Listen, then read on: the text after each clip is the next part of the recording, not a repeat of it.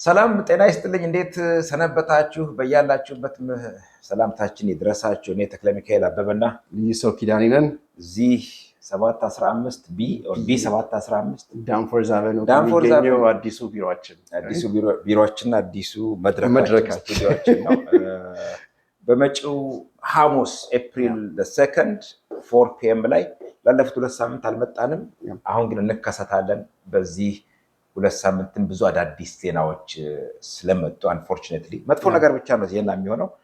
እሱን በተመለከተ በተለይ የዚህ ቢል C12 የሚባለው ኦልሬዲ ጸድቆ የካናዳን ኢሚግሬሽን እና ቦርደር ሲስተም የማጠናከር ካናዲያን ኢሚግሬሽን ሲስተም ኤንድ ቦርደር አክት የሚባል ወጥቷል፣ ጸድቋል። ሮያል አሴንት አግኝቷል።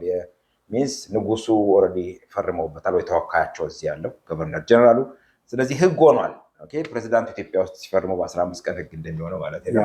እዚህ ፈርመውበታል እና ብዙ ኤሌመንቶች አሉት። በዝርዝር እንሄድበታለን ሐሙስ። ዋናው ማስታወቂያ ነው። ጥያቄዎች ያሏችሁ በዚህም ጉዳይ ላይ ይሁን በሌሎች ላይ ከዚህ ቪዲዮ ስር አስቀምጡ። ለማንኛውም ሐሙስ ኤፕሪል 2 4 PM ከሰዓት በኋላ እስከ 5 እኔ ልዩ ሰው ኪዳኔ እና ሳይን አማኑኤል ሰላምታ ኢሚግሬሽን ላይቭ እንገባለን። በቲክቶክ እንገናኛለን። ግን ልዩ ምናልባት የምትለው ዋና ነጥቦች በዚህ ቢል ላይ በዋነኝነት አይ ቲንክ በተለይ የኛን ኮሚኒቲ ኢትዮጵያ በካናዳ ውስጥ ያለ ኢትዮጵያ ኮሚኒቲን አፌክት ሊያደርግ የሚችሉ ሁለት እንትኖች አሉ እና ኤርትራውያን ዋናው እንትኑ ኢንኤሊጂቢሊቲ ሁለት ልክ ነው ተጨምሯል። which means በፊት ወደ ቦርዱ ጋር የሚታዩ የነበሩ ጉዳዮች አሁን ከቦርዱ ሪፈር ሳይደረጉ ወደ ፕራ የሚባለው ፕሪ-ሪስክ ሪሙቫል አሰስመንት የሚባለው ፕራ ማለት ቤዚክሊ በወረቀት ላይ ብቻ ካለ ኢንተርቪው ሊወሰን የሚችል ፕሮሰስ ነው። ምን ያህል ጊዜ ሊፈጅ እንደሚችል አይታወቅም። ይግባኝ መብት የለውም። ደግሞ አውትካሙም ከቦርዱ ጋር ካለው አፕሩቫል ሬት ያነሰ ነው። በአጠቃላይ ስቲል በኢትዮጵያ እና በኤርትራ ኬዝ ሪላቲቭሊ ስቲል ትልቅ ነው፣ ግን በሌሎች እንደው ኦቨርኦል አፕሩቫል ሬቱ ትንሽ ነው። ሰብሲዲየሪ የሆነ ኦር ደግሞ የሆነ ቢቸግር ጤፍ ብድር አይነት ነገር ፕሮሰስ ነው። ወደዛ ፕሮሰስ ነው የሚሄደው። ኢንኤሊጂብል የሚሆኑ ሰዎች ካቴጎሪዎች አንደኛ ሪፊጂ ክሌማቸውን ከጁን 3 2025 በኋላ ፋይል ያደረጉ ኤንድ ያን ከማድረጋቸው በፊት ካናዳ ውስጥ ሪፊጂ ክሌማቸው ካናዳ ከገቡ በ1 ዓመት በኋላ ኢኒሺየት የተደረገ ሰዎች ማለት ነው። ከጁን 2020 በኋላ ገብተው ጁን 24 ገብተው ከዛ 1 ዓመት የቆዩ እነሱ ከ1 ዓመት ቆይታ በኋላ ከጁን 3 2025 በኋላ ሪፊጂ ክሌማቸውን ኢኒሺየት ያደረጉ ሰዎች ኢቨን ቦርዱ ጋር አሁን ዶክመንት ሁሉ አስገቡ የተባሉ ሰዎች ላይክሊ አሁን በሚቀጥሉት ቀናቶች ኦልሬዲ አይ ቲንክ ዳኒ ነግሮኛል። ለምሳሌ አይ ቲንክ ሌሎችም ጠበቆች የኛም አንድ ክሊያንት ደብዳቤ ደርሷቸው እንደናንተ ብዙ ክላስ ላይ እስካሁን አልደረሰኝም። እንደሱ PFL ይደርሳል። በአንዴ ሁሉንም አይደለም፣ በጅምላ አይደለም፣ ኬዝ ባይ ኬዝ ነው። ፕሮሲጀር ፍሬንድስ ሌተር ይላካል ምን ትላላችሁ እየተባለ እሱንም ኢቨን ወደ ፌደራል ኮርት ይዘውት የሚሄዱ ጠበቆች ሊኖሩ ይችላሉ። ሌላ እሱ ራሱን ቻለ ሰፍ ቶፒክ ነው።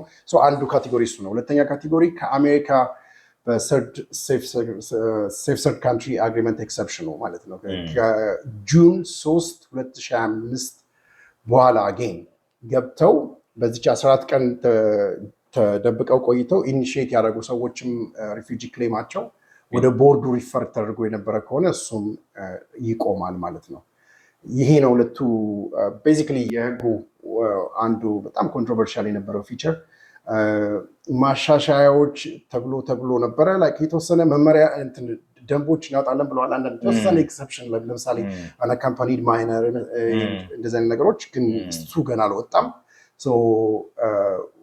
ባለው ሁኔታ ከምንም በቃ ኦልሞስት ከመጀመሪያ ከነበረው ሃውስ ኦፍ ኮመንስ ኢንትሮዲውስ ሲደረግ ከነበረው ቅርጽ ምንም ለውጥ ሳያደርጉበት ነው አፕሩቭ የተደረገው። አንፎርቹኔትሊ ገርሞኛል። እሱ በጣም ገርሞኛል። በነገራችን ላይ ማጆሪቲ አይደሉም፣ ስቲል ማይኖሪቲ መንግስት ነው። ከ50% በታቸው ሊበራሎቹ ግን እንዲህ አይነት ሌጅስሌሽን አወጥተው ስለጸደቀላቸው በጣም ገርሞኛል። በጣም ገርሞኛል። እንትኑ ራሱ ኢንፎርሜሽን ሼሪንግ እንትኑ ኮንሲኩዌንሻል ሊሆን ይችላል። በደንብ ዲቴይሉ እንትን አንድ ነው። ላይክ በፊት ይሄ ያለና አሁን ዶሜስቲካሊ ኢንተርናሊ ራሱ የተለያየ መንግስት ዲፓርትመንት አይቻልም።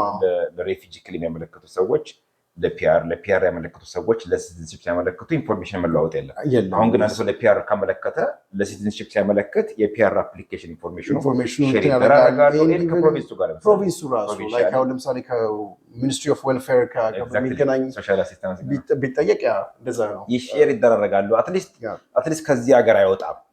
ከአሜሪካ ከእንግሊዝ ከአውስትሬሊያ ምናምን የድሮቹ ስምምነቶች እንደጠበቁ ነው። ከዛ ውጭ ግን አይደለም። እዚህ ዶሜስቲካሊ ግን ውስጥ ለውስጥ ግን ኢንፎርሜሽን ሼር ይደረጋል። መደበቅ እንደ ድሮ አይኖርም ማለት ነው። ዝርዝሩን ወደፊት የምናየው ነው። በመጪው ሐሙስም እንወያይበታለን። ሜይ ቢ አንድ ጀስት ከመሰራታችን በፊት ስንት ደቂቃ አለን ብለን 4 ደቂቃ አለን። አንድ ቦርዱ ሬፈር አይደረግም ስትል ቴክኒካል ስለሆነ ልዩ ምናልባት አንዳንድ ሰዎች ምንድነው ቦርድ ምንድነው የሚል ነገር እንዳይፈጠር ማን ነው የሚወስነው? በሬጉላር ሬፊጂ ክሌም ሲሆን ቦርዱ ማን ነው? ፕራሲዮ ማን ነው የሚወስነው? ካናዳ ውስጥ ሁለት አይነት የሬፊጂ ካናዳ ኢንላንድ ሬፊጂ ክሌም የሚባለው ወይ ደግሞ ካናዳ ውስጥ አንድ ሰው ከገባ በኋላ ጥገኝነት ጥያቄ ሲያቀርብ ያን ጥገኝነት ጥያቄ የሚታይበት ሁለት አይነት አሰራር አለ። በአብዛኛው ወደ ኢሚግሬሽን ሪፊጂ ቦርድ ኦፍ ካናዳ የሚባል አለ which is አድሚኒስትሬቲቭ ቦዲ ነው፣ አስተዳደራዊ ፍርድ ቤት የሚባለው ማለት ነው። ራሱን የቻለ ሚኒስትሩ ራቅ ያለ ኢንዲፔንደንት የሆነ እዛ እንትን አለው ሂሪንግ አለ ማለት ኳዛይ ጁዲሻል እንደ ፍርድ ቤት ነው። ዳኛ ፊት ተቀርቦ ነው፣ ምስክርነት ሰጥቶ ነው። ከዛ ደግሞ ኢቭን ከተከለከለ ይግባኝ መብት አለ። ብዙ አይነት ፕሮሲጀራል መብቶች አሉት። ያ አብዛኛውን ጊዜ ጀነራል አፕሩቫል ሬቱ እስከ 70% ነው። የሁሉንም ሀገራት የኢትዮጵያን ብናይ አይ ቲንክ ከ90% በላይ ነው። የኤርትራም ከዛ በላይ ነው። ፕሮሰሲንግ ታይሙም ኦን አቨሬጅ 2 ዓመት በሚለው ይሄዳል አሁን ባለው። ከዛም በ1 ዓመትም በ6 ወርም የሚጨርሱ አሉ ሰዎች። ይሄ ነው አንደኛው ስትሪም። ሁለተኛው ስትሪም ደግሞ ወደዚህ ቦርድ ኢሊጂብል የሚሆነው ወደ ቦርዱ ሪፈር ኢሊጂብል የማይሆኑ ወይም በተለያየ ምክንያት አሁን ለምሳሌ ወንጀል ሪከርድ ያለባቸው በአዲሱ አዋጅ ኢንአድሚሲብል የሆኑ ሌሎ ሀገር ኮንቬንሽን ሬፊጂ የሆኑ የተከለከሉ እንደዚህ ሰዎች የሚታዩበት ፕራ የሚባል ሲስተም አለ። ፕራ ማለት የሲቢኤስ የካናዳ ቦርደር ሰርቪስ ኤጀንሲ ኦፊሰሮች የሚወስኑት ነው።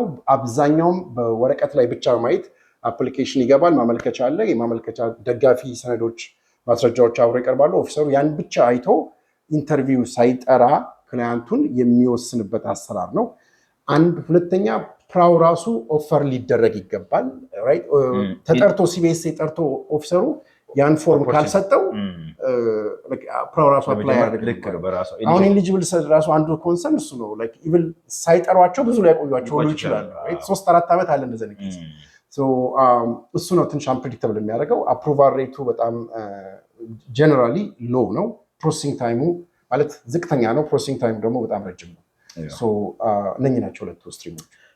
በመጪው ሐሙስ ከ4 ፒኤም እስከ 5 ፒኤም ድረስ ላይቭ በቲክቶክ ላይ እንቀጥልበታለን። እንደነገርኳቸው ጥያቄዎች ካሏቸው በዚህ ዙሪያም በሌሎችም ከታች አስቀምጡት።